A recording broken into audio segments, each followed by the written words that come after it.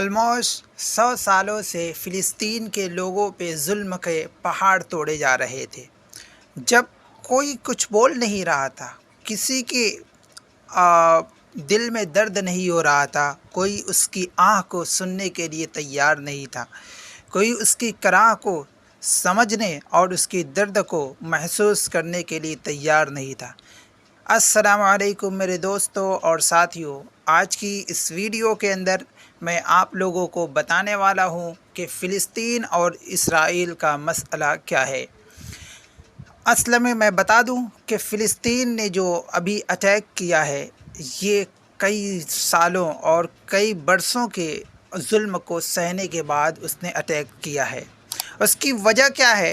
اس کی وجہ یہ ہے کہ اسرائیل کے بارے میں بہت اچھے سے پوری دنیا جانتی ہے کہ فلسطینی بچوں کو، فلسطینی عورتوں کو، فلسطین کی مسجد الاقصیٰ کو انہوں نے ہر وقت نقصان پہنچایا، ہر وقت انہوں نے تباہ کیا، ہر وقت ان کے سکون کو غارت کیا، ہر وقت ان کے گھروں پہ حملہ اور اٹیک کیا، ہر وقت فلسطینی مسلمانوں کے دلوں کو چھلنی کیا اور بارود سے ان کے سینے کو چھلنی کر کے ان لوگوں کو تکلیف پہنچایا ہے۔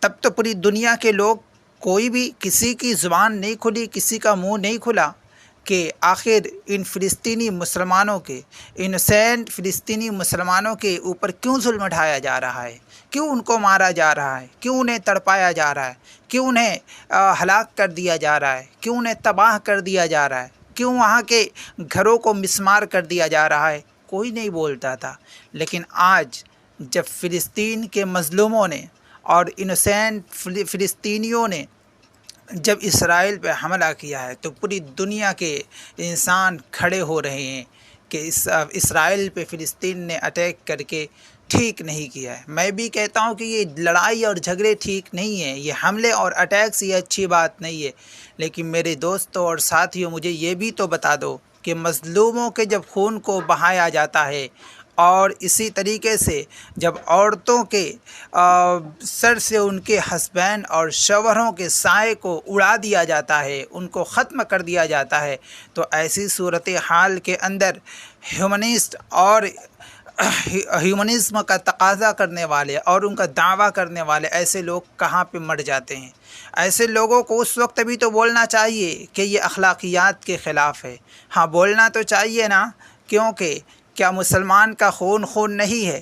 کیا مسلمان کی باڈی نہیں ہے؟ مسلمان کا جسم نہیں ہے؟ مسلمان کی عورت نہیں ہے؟ مسلمان کا بچہ نہیں ہے؟ مسلمان کے مال اور ان کے جائیداد، کیا یہ مال اور جائیداد میں اس کا شمار نہیں ہوتا؟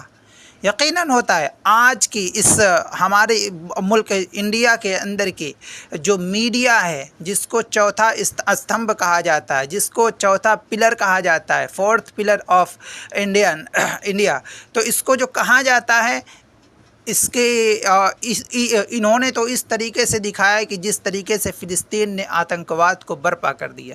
میرے بھائیو، اس بات کو اچھے طریقے سے سمجھو، اس بات کو اچھے طریقے سے دنیا کے سامنے پیش کرو، جو سچائی ہے اسے بتاؤ، کیونکہ دنیا میں ہمیشہ اور ہمیشہ سچائی کی وجے ہوئی ہے، سچائی کی جیت ہوئی ہے۔ حق کو اگر چھوڑو گے تو پچھتاؤ گے۔ اس لیے میری تمام ہی اپنے انڈین ہندو اور مسلمان تمام کے تمام ریلیجن اور دھرم سے ریلیٹڈ لوگوں کو میں یہ بتا دینا چاہ رہا ہوں کہ اس مسئلے میں سچائی کا ساتھ دیں۔ اگر فلسطین واقعتاً حق پہ ہے تو اس کا ساتھ دیں، اگر نہیں ہے، اگر اسرائیل حق پہ ہے تو اس کا ساتھ دیں۔ اس کے بارے میں پڑھیں، اسٹڈی کریں کہ 100 سالوں کے اندر آلموسٹ انہوں نے فلسطین کو کتنا تباہ اور برباد کیا ہے، کتنا فلسطینی بچوں کو لہو لہان کیا ہے، کتنا وہاں کی معیشت کو تباہ اور برباد کر کے تہس اور نہس کر دیا ہے، انیائے کیا ہے، ظلم کی انتہا کی ہے۔ اس لیے اس کو سمجھنے کی کوشش کریں۔